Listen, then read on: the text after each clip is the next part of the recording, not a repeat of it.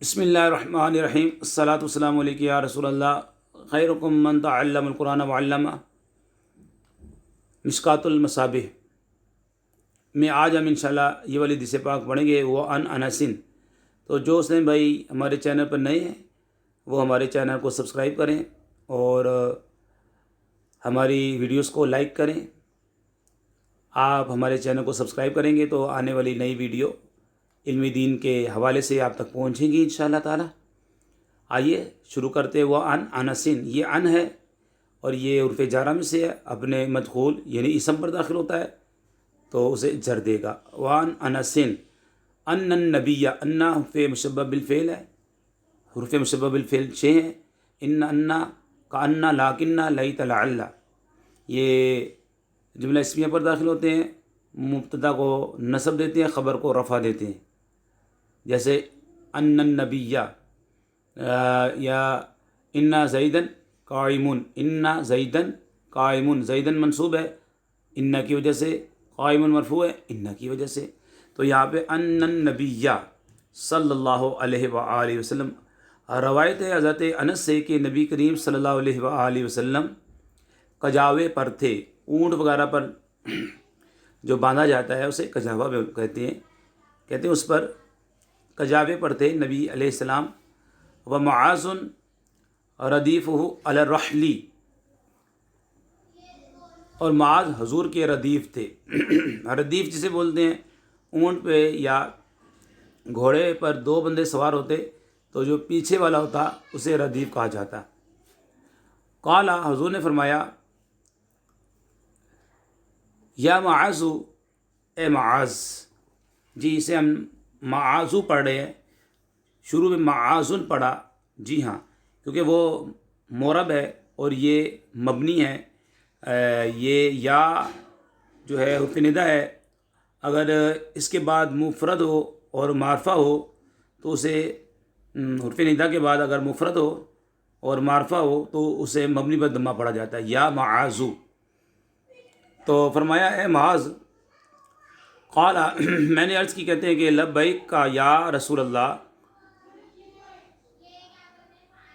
عرض کیا حاضر ہوں یا رسول اللہ خدمت میں۔ قال یا معاذ، فرمایا اے معاذ، عرض کیا، قال لبیک یا رسول اللہ وسعدیک، حاضر ہوں خدمت میں 3 بار، سلاسن۔ قال، فرمایا، قال ما من احد، آقا نے فرمایا، ما من احد، ایسا کوئی نہیں، کیونکہ احد نکرہ ہے اس کے بعد جملہ آ رہا ہے، ایسا کوئی نہیں، یشہدہ اللہ الہ الا اللہ وان محمدن رسول اللہ، جو گواہی دے کہ اللہ کے سوا معبود نہیں اور بے شک محمد اللہ کے رسول ہیں۔ دیکھیں یہاں پہ انا آیا ہے، محمدن آیا ہے، کیونکہ اس کا اسم ہے، رسول اللہ اس کی خبر ہے، مضاف الیہ۔ صدقم من قلبہ الا حرمہ اللہ علی النار، سچے دل سے مگر اللہ اسے آگ پر حرام فرما دے گا۔ حرمہ اللہ، حرمہ فعل ہے، ہو مفعول ہے اور اللہ اس میں جلال فاعل ہے، اللہ پاک اسے آگ پر حرام فرما دے گا، علی النار متعلق ہو جائے گا جار مجرور۔ تو حضرت معاذ کہتے ہیں، قال، میں نے عرض کیا، یا رسول اللہ، اے اللہ کے رسول، افلا اخبر بہ، اخبر یخبر اخبار باب فعال سے، تو میں کیا لوگوں کو اس کی خبر دے دوں میں اس کی خبر، فیستبشروا، وہ خوش ہو جائیں گے۔ فرمایا، آقا صلی اللہ علیہ وآلہ وسلم نے فرمایا، اذن یتکلوا، تب وہ بھروسہ کر بیٹھیں گے۔ فاخبرها معاذ عند موتہ تعثما، پھر حضرت معاذ نے گناہ سے بچنے کے لیے اپنی وفات کے وقت خبر دی۔ یہ حدیث پاک مسلم شریف میں بھی ہے اور بخاری شریف کے اندر بھی ہے۔ دیکھیں یہ جو سرکار نے 3 مرتبہ فرمایا سلاسن، حضرت معاذ کو 3 بار پکارنا، کچھ نہ فرمانا، یہ زیادتی شوق کے لیے ہوتا ہے۔ کیونکہ حضرت معاذ کلام سننے کے لیے پورے مشتاق ہو جائیں. جو بات انتظار کے بعد سنی جاتی ہے خوب یاد رہتی ہے. اور یہ جو فرمایا اس میں حدیث میں آیا لبیک یا رسول اللہ وسعدیک، اس کا معنی ہے اردو میں مختصر معنی یہ ہے کہ میں خدمت میں حاضر ہوں. چھوٹے کو چاہیے کہ بڑے کا ادب کرے. یہاں فرمایا گیا صدقم من قلبہ ہی، سچے دل سے، اس طرح کے دل سے اس کو مانے اور زبان سے اقرار کرے. لہذا منافق اس بشارت سے علیحدہ ہے، اور ساتر یعنی دل کا مومن زبان سے خاموش، اس پر شریعت میں اسلامی احکام جاری نہ ہوں گے. خیال رہے کہ عمر میں ایک بار زبان سے کلمہ شہادت پڑھنا فرض اور مطالبے کے وقت بھی ضروری.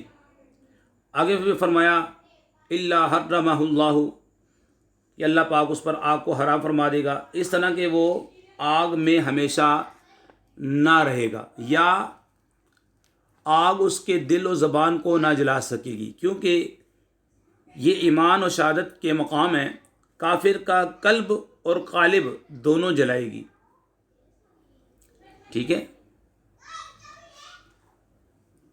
حضرت معاذ نے اس بشارت کو تبلیغ کی اجازت مانگی، یہ معلوم کرنے کے لیے کہ یہ حکم تبلیغی امور میں سے ہے یا اسرار الہیہ میں سے ہے. شرعی احکام سب کے لیے ہیں، طریقت کے اسرار اہل کے لیے ہیں. خیال ہے کہ عوام بشارت سن کر بے پرواہ ہو جاتے ہیں. جو سرکار نے فرمایا اذن یتکلوا، وہ اسی پر بھروسہ کر لیں گے کہ کلمہ پڑھو اور جنت میں چلے جاؤ گے، اسی پر بھروسہ کر لیں گے.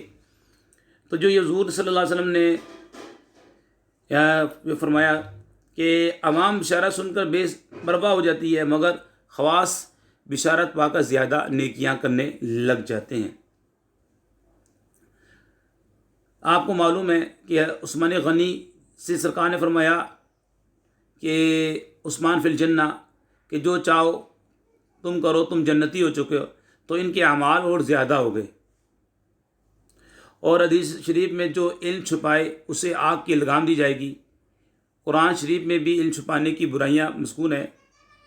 یہ سمجھتے ہوئے کہ مجھے حضور نے اس بشارت سے اس وقت منع کیا تھا جب اکثر لوگ نو مسلم تھے اور حدیث دانی کا ملکہ کم رکھتے تھے. اب حالات بدل چکے ہیں، لوگ ذی شعور اور سمجھدار ہو گئے ہیں. یہ ہے اجتہاد صحیح. تو یہ حدیث پاک آپ کے سامنے ہم نے بیان کی ہے. اس میں جو آپ کے سامنے ہم نے بیان کیا ہے، اللہ پاک سے دعا کرتے ہیں کہ اس پر ہمیں عمل کی توفیق عطا فرمائے، اور زیادہ سے زیادہ کلمہ طیبہ اور اسلام کے تمام احکام کو ماننے کی توفیق عطا فرمائے. وما علینا الا البلاغ المبین.